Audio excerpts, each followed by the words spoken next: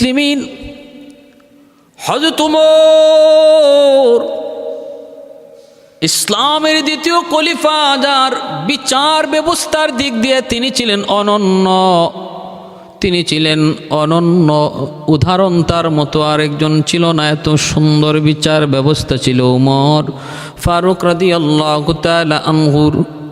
ভাইরা বন্ধুরা, আজকে আমি আপনাদের সম্মুখে একটি ঐতিহাসিক বিচার ব্যবস্থা ওমরের রাজ দরবারে ঘটনা শোনাব। মদিনা শরীফ থেকে প্রায় 350 মাইল দূরে একটা এলাকা। ওই এলাকা থেকে একজন মানুষ, একটা যুবক মদিনার দিকে উটের পিঠে সওয়ার হয়ে মদিনায় আসতেছে। লম্বা সফর, ওই লম্বা সফর কইরা সে মদিনায় আসবে। খলিফাতুল মুসলিমিন আমিরুল মুমিনিন হযরত ওমর ফারুক রাদিয়াল্লাহু তাআলা আনহুর কাছে আসবে।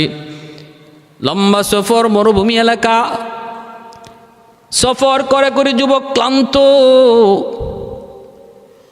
ক্লান্ত হয়ে গেছে।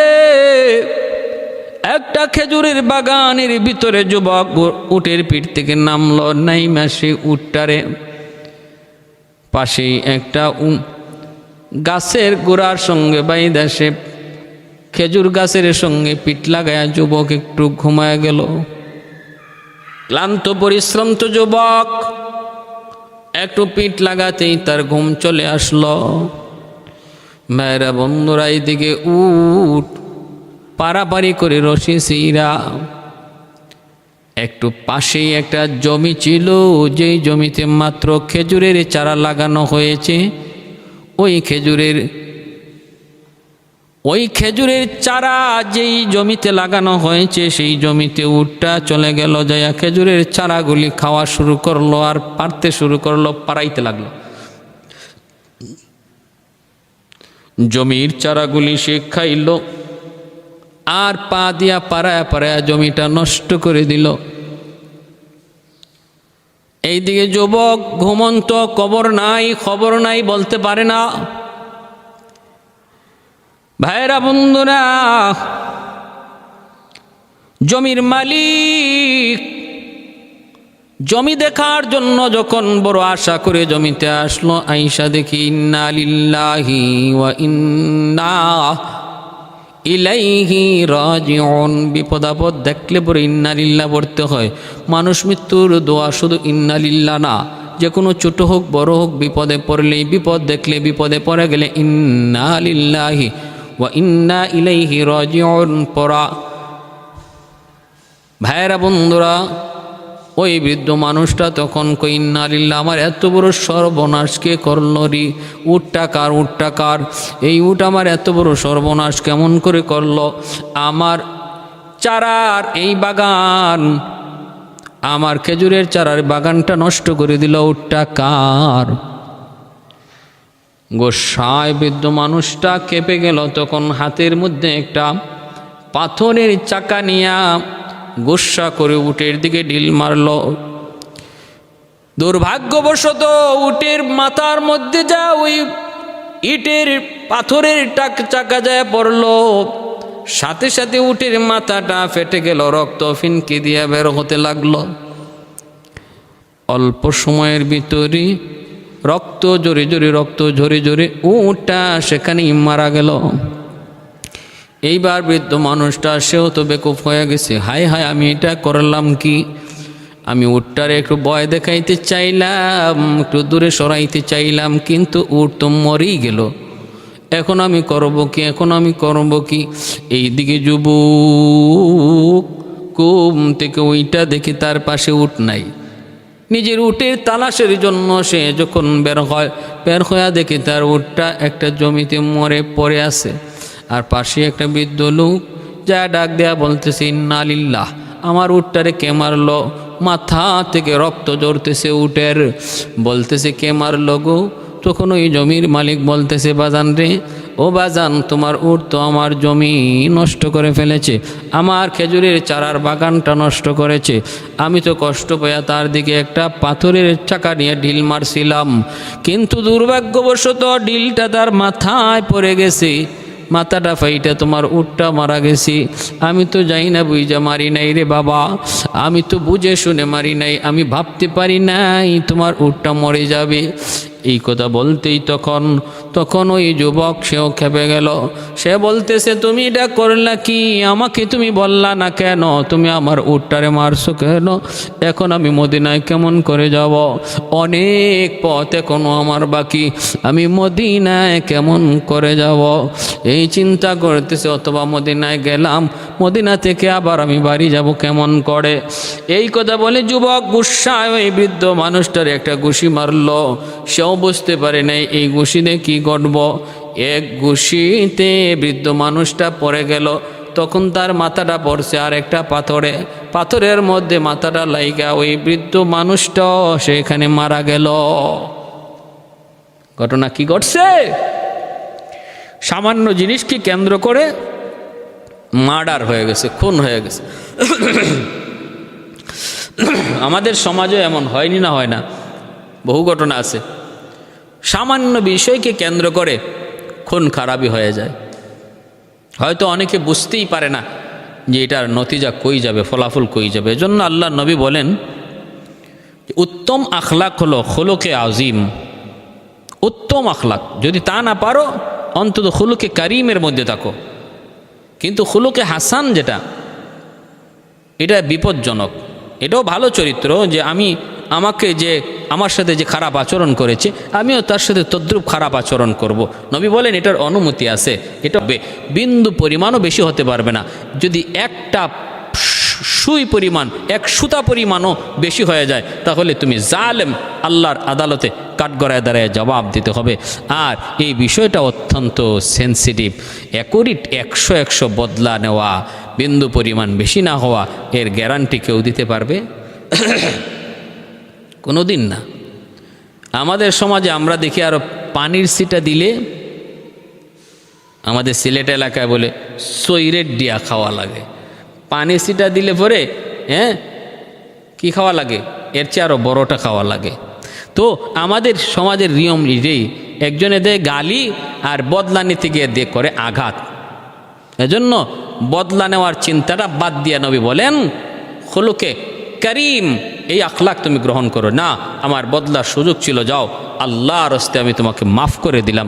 এটা হলো উত্তম আখলাক। নবী বলেন এর চেয়ে উত্তম আখলাক হলো শুধু মাফ করেই শেষ না, বরং এই লোকটার উপকার করার জন্য চেষ্টা করা, তার জন্য আল্লাহর কাছে দোয়া করা। যেই গুণ আর আখলাকটা আমার নবীর আখলাক ছিল। ওয়া ইন্নাকা লাআলা খুলুকিন আযীম।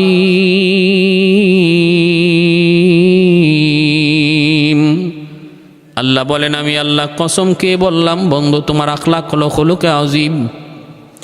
এ ভাই, এজন্য এই যুবক সে বদলা নিয়ে নিল। বদলা নিতে গিয়ে হইছে কি? উটের বদলা নিতে গিয়ে এখন মানুষ মেরে ফেলছে। উটের বদলা নিতে যায় এখন মানুষ খুন হয়ে গেছে। এখন তো যুবক পাশে দাঁড়ায় দাঁড়ায় শুধু চিন্তায় পড়ে গেল, আমি এটা কি করলাম? আমি তো খুনি হয়ে গেলাম, খুন করে ফেললাম। ভাইয়েরা বন্ধুরা, বিকালবেলা দেখা গেল ওই বৃদ্ধ মানুষটার 2 সন্তান বাবার খুঁজে খুঁজে বাগানে হাজির। আইসা দেখে বাবার লাশ পড়ে আসি, পাশে একটা যুবক দাঁড়ায় আসি, আবার জমিতে একটা উট মরা আছে, মইরা পড়ে আসি। ভাইরা, বিশাল কাণ্ড ঘটে গেল। একদিকে উটের লাশ আর একদিকে বাবার লাশ, পাশে দাঁড়ায় আছে এক যুবক। 2 পুত্র আওয়াজ দিয়া কয়, কে আমার বাবাকে মারলো?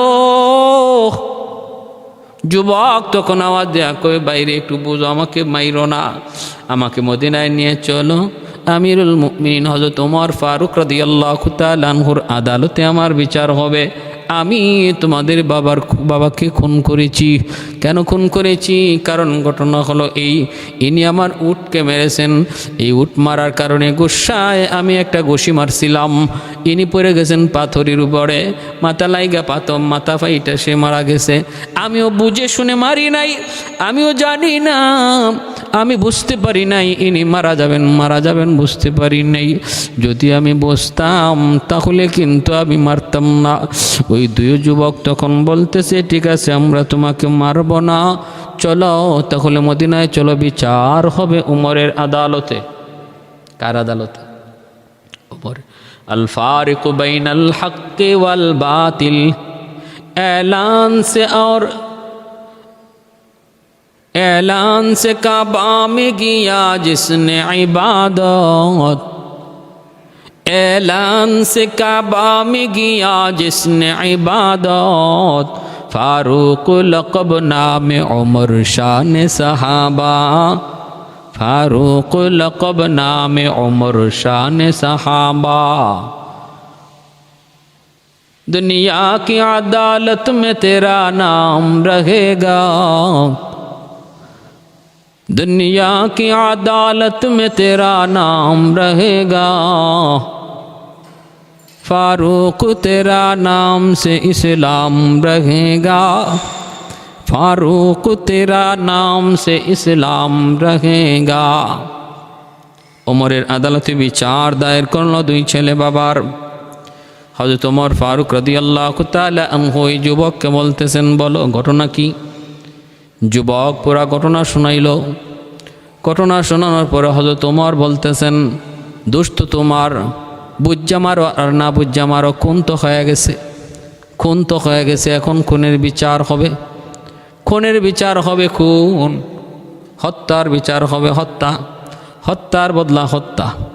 এটা হলো ওয়ালাকুম ফিল কিসাসি হায়াতুন ইয়া উলিল আলবাব, আল কাতলু বিল কাতলি। আল্লাহর কালামের কোরআনের আয়াত, কোরআনের বিধান, কিসাসের মধ্যে আমি আল্লাহ তোমাদের জন্য হায়াত রেখে দিয়েছি, কিসাসের মধ্যে তোমাদের জন্য হায়াত রেখে দিয়েছি। খুনিকেও খুন করো তাহলে আরো 10টা খুন হবে না, এই হলো হায়াত।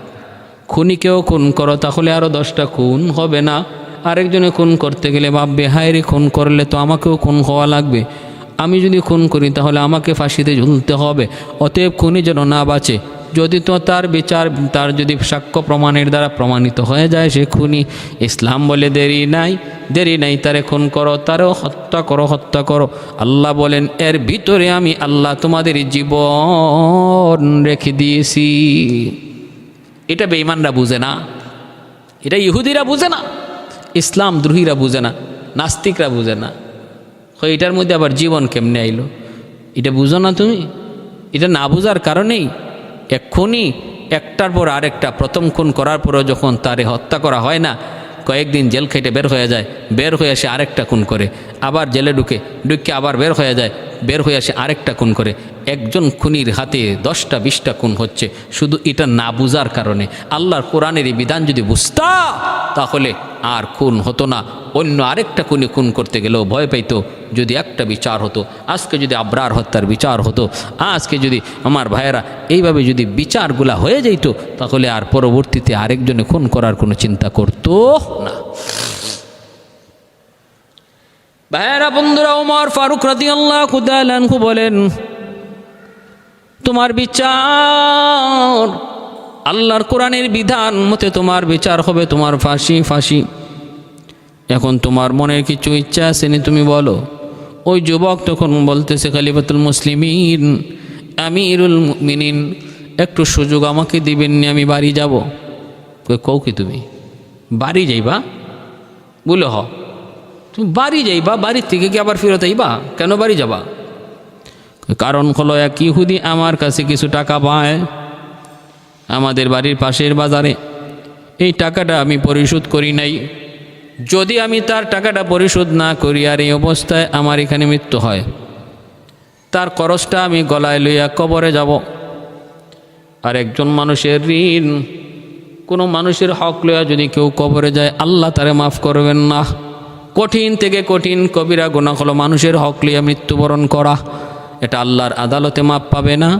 আল্লাহর হক যদি কেউ নষ্ট করে আল্লাহ চাইলে তারা মাফ করে দিবে, কিন্তু কোনো মানুষের হক লইয়া যদি কেউ কবরে যায় আল্লাহ পাক তারে মাফ করবেন না। এজন্য রে ভাই, কোনো মানুষের হক লইয়া কেউ কবরে যায় না। দ্রুত মানুষের হকগুলা তাড়াতাড়ি বুঝাইয়া দেয়া দেন। বোনের হক বোনকে বুঝান, ভাইয়ের হক ভাইকে বুঝাইয়া দেন, বাতিজার হকগুলা বাতিজারে বুঝান, বাগনা বাগনির হকগুলা বাগনা বাগনির বুঝাইয়া দেন। সাবধান, কেউ মৃত্যুর সময় জমি নিয়ে কবরে যাবে না, টাকা পয়সা নিয়ে কেউ কবরে যাবে না। কিন্তু যদি কারো জমি দখল করে তুমি থাকো, ওয়ারিশ সূত্রে তোমার বোন পায়, বোনের অংশ তুমি দিলা না, ভাইয়ের অংশ তুমি দিলা না, আজকে তুমি যদি কবরে যাও তুমি ওই ভাইয়ের অংশ আর বোনের অংশ নিয়ে কবরে যেতে পারবা না, খালি হাতে যাইবা। কিয়ামতের ময়দানে আল্লাহ পাক রব্বুল আলামিন ডাক দেয়া বলবেন, এই ব্যাপারে আমি আল্লাহ কিছু জানি না, এই ব্যাপারে আমি আল্লাহ কিছু জানি না, তুমি ওদের কাছ থেকে মামলা শেষমেশ করো, ডিসমিস করো, আমি কিছু জানি না। তখন কিন্তু কেউ তোমারে মাপ দিবে না রে ভাই। আল্লাহর আদালতে কোনো মানুষকে মাফ দিবে না, এমনকি নিজের স্ত্রী পর্যন্ত স্বামীকে মাফ দিবে না। কলিজার টুকরা সন্তানকেও হাসরের মাঠে মায়ে মাফ দিবে না, মায়ে মাফ দিবে না। শুধু মাফ দিবে না তা না, পরিচয়টা পর্যন্ত দিবে না, ভুলে যাবে। ইয়াউমা ইয়াফিরুল মারউ মিন আখিহি ওয়া উম্মিহি ওয়া আবিহি ওয়া সাহিবাতিহি ওয়া বানিহি। আল্লাহ পাক বলেন ওই দিন কিন্তু মিন আখিহি ওয়া উম্মিহি ওয়া আবি, ভাইয়ের কাছে যাবে, মার কাছে যাবে, বাপের কাছে যাবে, স্ত্রীর কাছে যাবে, সন্তানের কাছে যাবে। কেউ সেদিন তাকে পরিচয় দিবে না, কেউ পরিচয় দিবে না। ভাইয়েরা, মায়ের মামলা হবে জটিল মামলা হাসরের মাঠে। যেই সন্তান মার হক আদায় করে নাই, বাবার হক আদায় করে নাই, জটিল মামলা হবে বাপ মার মামলা। হাসরের মাঠে স্ত্রীর মামলা হবে স্বামীর বিরুদ্ধে, বড় জটিল মামলা।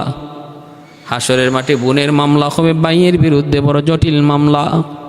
কিয়ামতের ময়দানে বহু ভাই জমি ডাকাতের দলে দাঁড়াবে। জমি ডাকাত, ভাইয়ের বোনের জমি দেয় নাই, বাবা মারা যাওয়ার পর বোনের অংশ দেয় নাই, এরা জমি ডাকাতের দলে ওই দিন ভাই দাঁড়াবে। যদিও সে দুনিয়ায় বড় হাজি ছিল, নামাজি ছিল, বড় দানবীর ছিল, হাজি সাহেব ওই দিন জমি ডাকাতের দলে সেদিন দাঁড়ায় থাকবে। আল্লাহ মাপ দিবে না।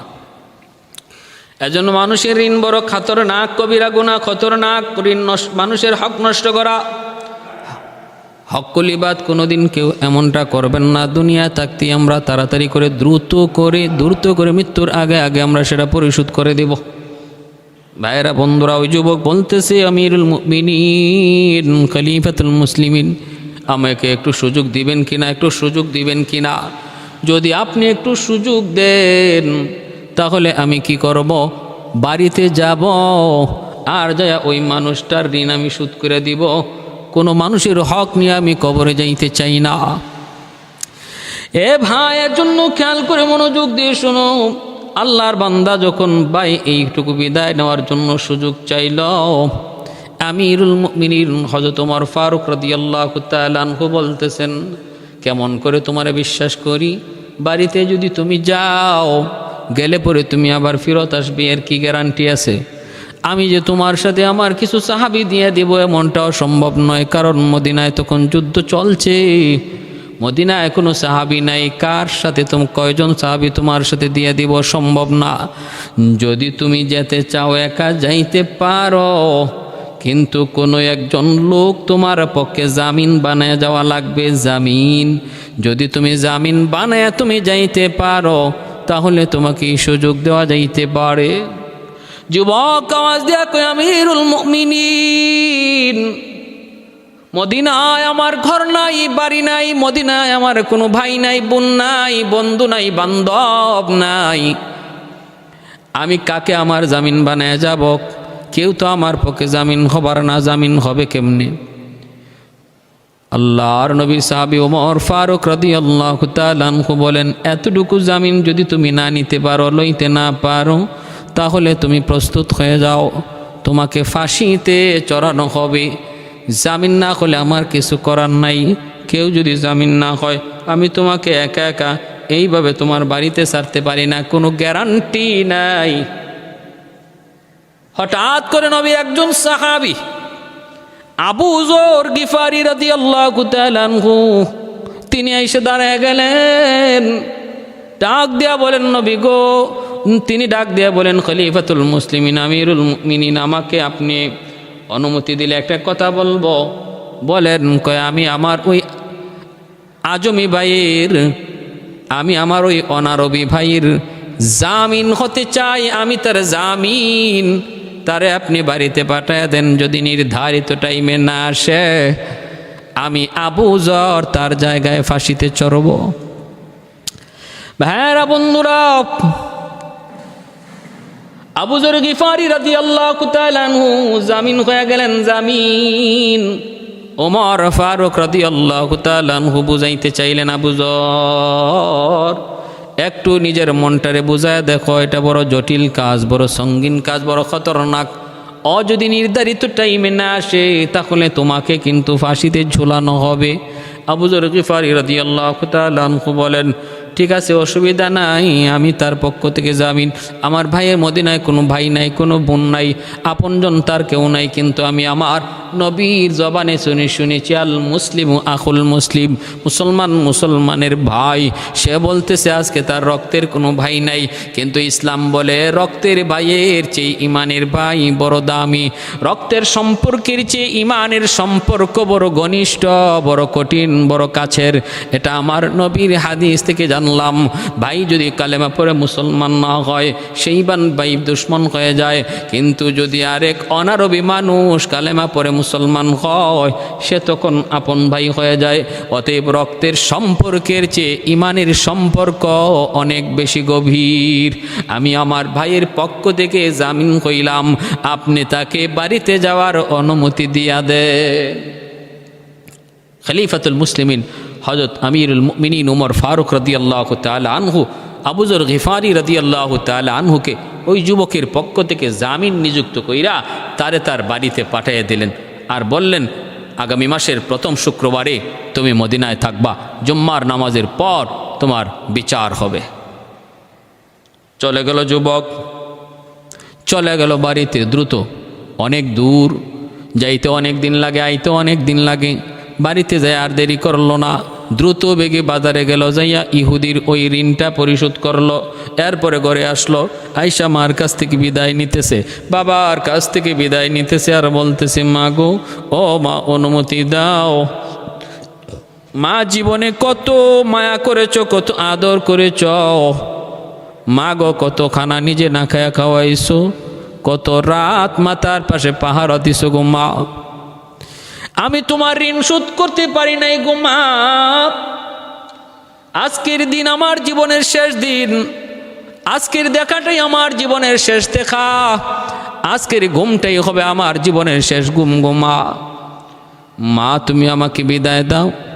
ও মা কি হয়েছে বাবা, একটু ক না কি হয়েছে? বলে মা গো ঘটনা হয়েছে এই, আমি মদিনায় যাওয়ার পথে এইভাবে অজানা অবস্থায় একজন মানুষকে খুন করে ফেলেছি। আমি বুঝতে পারি নাই আমার আঘাতে লোকটা মরে যাবে। সে আমার উটকে মেরে ফেলেছিল, গুসায় আমি তার একটা ঘুষি মারছি। এই ঘুষিতে লোকটা পইরা, বৃদ্ধ মানুষ পইরা, সে পাথরের মধ্যে আঘাত লাইগা মাথা ফাইটা সে মারা গেছি। মদিনায় উমর ফারুক রাদিয়াল্লাহু তাআলা আনহুর আদালতে আমার বিচার, হযরত উমরের আদালতে আমার বিচার, ফাঁসির রায় হয়ে গেছে। আমাকে একটু সুযোগ দেওয়া হয়েছে ওই ইহুদির ঋণ পরিশোধ করার জন্য। আমার পক্ষ থেকে আমার এক মুসলিম ভাই নবীর সাহাবী আবু যর গিফারি জামিন হয়েছে গো মা। আগামী মাসের শুক্রবার জুম্মার আগে যদি আমি মদিনায় না পৌঁছি তাহলে আমার পক্ষ থেকে যে জামিন হয়েছে আবু যর তারে ফাঁসি দেওয়া হইবে। এজন্য মাগো আমি দেরি করব না, আজ রাত তোমার সাথে ঘুমাবো, জীবনের শেষ রাত। এরপরে আমাকে বিদায় দিয়া দাও। দুঃখিনী মা কান্দে, বাবা কান্দে, মায় কান্দে। যুবক বাপ মার কাছ থেকে পরের দিন বিদায় নেয়, বাবার কাছ থেকে বিদায় নেয়, বাবা বিদায় দাও। বাবা কোনো ঋণ শোধ করতে পারি নাই গো বাবা। জীবনে এমন লেখা থাকবে কপালে বুঝি নাই। বাবা আমাকে বিদায় দাও, জীবনে তুমি আমাকে কোনো কাজ করতে দাও নাই, আরামে আরামে আনন্দ দিয়ে দিয়া মায়া করে করে বড় করাইছ, আজ আমাকে বিদায় দাও, শেষ বিদায়। বাপ মার কাছ থেকে জীবনের শেষ বিদায় নিয়ে যুবক রওনা দিছে মদিনার উদ্দেশ্যে। ভাইয়েরা আমার, মদিনার উদ্দেশ্যে যুবক রওনা দিয়েছে রে ভাই। আস্তে আস্তে অনেক সময় এইদিকে মদিনায় জুম্মার দিন, ওই নির্ধারিত দিন জুম্মার আজান পড়ে গেল, অথচ যুবক এখনো মদিনায় হাজির হয় নাই। মদিনার মানুষের মধ্যে কান্নার রোল পড়ে গেল, কারণ মদিনার মানুষ আবু যর গিফারি রাদিয়াল্লাহু তাআলা আনহুকে চিনত। তিনি কত বড় সাহাবী, নবীর কত মহব্বতের সাহাবী।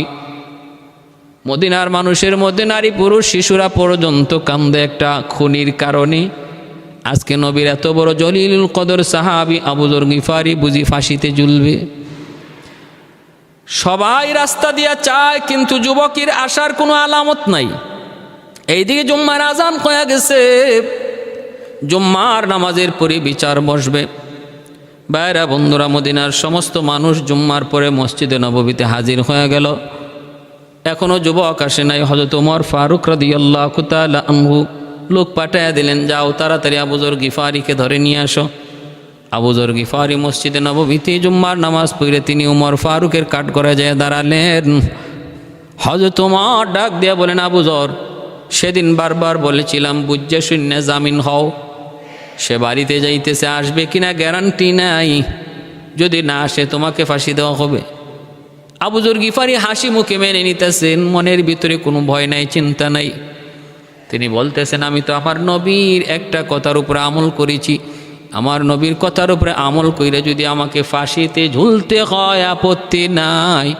কিয়ামতের ময়দানে আমার নবীকে বলবো, নবী গো, আপনি বলেছেন আল মুসলিম আখুল মুসলিম, আমি আপনার হাদিসের উপর আমল করে ফাঁসিতে ঝুলেছি। হয়তো আমার এই কাজটা আল্লাহর নবীর কাছে ভালো লাগতে পারে, নাজাতের উসিলাও হয়ে যাইতে পারে। আমার মনে কোনো কষ্ট নাই, কোনো বাধা নাই, কোনো আপত্তি নাই, কোনো কষ্ট নাই। কিন্তু মদিনার মানুষ তো কাঁদতেছে, হাউমাউ করে কাঁদতেছে, আর মানুষ শুধু ওই দিকে তাকায়, দেখা যায় কিনা যুবক আসে কিনা, দেখা যায় কিনা। ওই দিকে যে বৃদ্ধ মানুষটা খুন হয়েছে তার দুনো পুত্র এই জায়গায় হাজির, দুজন বাদী যুবক তারা এইখানে হাজির। হঠাৎ করে জল্লাদ আসতেছে আবু যর গিফারিকে মাত্র ফাঁসিতে দিয়ে দিবে। আবু যর গিফারি তিনিও রাজি। হঠাৎ করে একজন চিৎকার দিয়া কয়, ফাঁসি দিও না গো। ওই যে দেখো মদিনার ওই প্রান্ত থেকে একটা ঘোড়া দ্রুত বেগে আসতেছে, দুলাক বালি উড়াইয়া। একটু অপেক্ষা করো, আমরা দেখি সেই ঘোড়াটা কার। কাছে আসতেই সবাই তাকায় দেখে এই ঘোড়ার মধ্যে ওই যুবক, যে যুবক গিয়েছিল বাড়িতে, সেই ঘোড়া দৌড়ায়া পাগলের মতো আসতেছি। হযরতে আবু যর গিফারি খাদেমে খায়রুল বাশার, खिदमतों में जिंदगी भर ना बनाया अपना घर, खिदमतों में जिंदगी भर ना बनाया अपना घर। যুবক আসা মাত্রই হযরত ওমর ফারুক রাদিয়াল্লাহু তাআলা আনহু সবার দিল শান্ত হলো, কান্না বন্ধ হলো। আবু যর গিফারিকে ফাঁসির কাষ্ঠ থেকে নামানো হলো। এবার হযরত ওমর বলতেছেন, দেরি হলো কেন? যুবক বলতেছে, আমিরুল মুমিনিন, মাপ চাই, আমি নির্ধারিত টাইমে রওনা দিছি, রাস্তায় আমার ঘোড়া অসুস্থ হয়ে গেছিল, এজন্য একটু দেরি হয়ে গেছে, আমি মাপ চাই। আমার ভাই আবু যর গিফারির কাছেও মাপ চাই, আমাকে আপনারা এইবার খুশি মনে ফাঁসিতে ঝুলাইয়া দেন। যেই মাত্র ওই যুবককে ফাঁসিতে ঝুলানো হইতেছে, ওই অবস্থায়ও মদিনার মানুষ কাঁদতেছে, সবাই কাঁদতেছে। আগে কাঁদছিল আবু যর গিফারিকে ফাঁসিতে ঝুলানোর সময়, এখন ওই যুবককে ফাঁসিতে ঝুলানোর সময়ও মদিনার মানুষ কাঁদতেছে। এমনকি হযরত ওমরের চোখ দিয়ে পানি পড়তেছে। এমন একটা যুবক, যেই যুবক সুযোগ ছিল তার বাড়িতে থাকার, সুযোগ ছিল তার পালাইয়া যাওয়ার, কিন্তু সে এই সুযোগটা কাজে না লাগাইয়া সে নিজের ইচ্ছায় আবার আসছে ফাঁসিতে ঝোলার জন্য। সে জানতেন সাধারণ কোনো যুবক নয়, তার ইমান সাধারণ কোনো ইমান নয়। যখন সবাই কাঁদতেছিল, যখন যুবককে খালি ফাঁসিতে দিয়া দিবে, ওই মুহূর্তে ওই বাদী দুই যুবক বাদী যারা বাবার পক্ষ থেকে মামলা দিয়েছে এই দুই যুবক চিৎকার করে উঠছে, আমিরুল মুমিনিন আমার ভাইকে ফাঁসি দিবেন না। আমরা দুনু ভাই আমার ভাইকে মাফ করে দিলাম। যে ভাই সে তার পালায়া যাওয়ার সুযোগ ছিল, ফাঁসি থেকে বাঁচবার সুযোগ ছিল, তা না করে সে আবার নিজের ইচ্ছায় ফাঁসিতে আসছে, এতে প্রমাণ হলো সে আমার আব্বাকে ইচ্ছা করে মারে নাই, সে আমার আব্বাকে অনিচ্ছা সূত্রে মারছে। অতএব আমরা এই কথা আমাদের বুঝ হয়ে গেছে, আমরা আমাদের ভাইকে মাফ করে দিলাম। সুবহানাল্লাহ। সাথে সাথে মসজিদে নববীর মধ্যে আল্লাহু আকবারের আওয়াজ উঠে গেল। ওই যুবককে নামানো হলো, দোনো ভাইকে যুবকরে বুকে জড়ায় নিল, মার সামনে এসে বলল, মা গো, আজ থেকে আমরা দুই ভাই, শুধু তোমার সন্তান না, তোমার আরও একজন সন্তান, এই হলো তোমার সন্তান। আজ থেকে তোমার সন্তান হলো 3 জন। এই হলো ইসলামের ইতিহাস, এই হলো ইসলামের বিচার বিভাগের অনন্য দৃষ্টান্ত। আমার ভাইয়েরা, যে মানুষটার অন্তরে আল্লাহর ভয় থাকবে, যে দুনিয়ার আদালতই বড় আদালত নয়, দুনিয়ার বিচারটাই বড় বিচার নয়, আল্লাহর আদালত হলো সবচেয়ে বড় আদালত, আল্লাহর বিচার হলো সবচেয়ে বড় বিচার, এই মানুষটা কখনো মানুষের চোখের আড়াল হলেও কোনোদিন অন্যায় করতে পারে না। সুযোগ পাইয়া অপরাধ করার সুযোগ পাইলেও সে অপরাধ করতে পারে না, ভাগবার সুযোগ থাকলেও সে ভাগতে পারে না, কারণ সে এই কথা বুঝতে পারে যে দুনিয়ার বিচার বড় নয়, আল্লাহর বিচার বড়। আমি আল্লাহর কাছে মাপ চাই। আল্লাহ আমাদের সবাইকে অন্তরের মধ্যে আল্লাহর ভয় রাইখা সর্বদা চলার, অন্তরের মধ্যে ক্ষুধাভীতি রাইখা চলার, এবং সর্বদা আল্লাহ আমাকে দেখতেছেন, আমার জীবনটা হলো একটা জবাবদিহিতামূলক জীবন, এই চিন্তা নিয়ে সবাই জীবন যাপন করার তৌফিক আল্লাহ আমাদের সবাইকে দান করুন। আর বিচার বিভাগের সর্বত্র ন্যায় বিচার করার, গ্রামের আদালত হোক, মেম্বারের আদালত হোক, চেয়ারম্যানের আদালত হোক, নিজের ঘরের আদালত হোক, সর্ব জায়গায় ন্যায় বিচার, যে বিচার করার তৌফিক আল্লাহ দান করুন। আল্লাহ নবী বলেন, যারা সর্বদা ন্যায় বিচার করে হাসরের মাঠে আল্লাহ তাদেরকে আল্লাহর আরশের ছায়ার নিচে মেহমান বানায়। আল্লাহ আমাদের সবাইকে আমল করার তৌফিক দান করুন।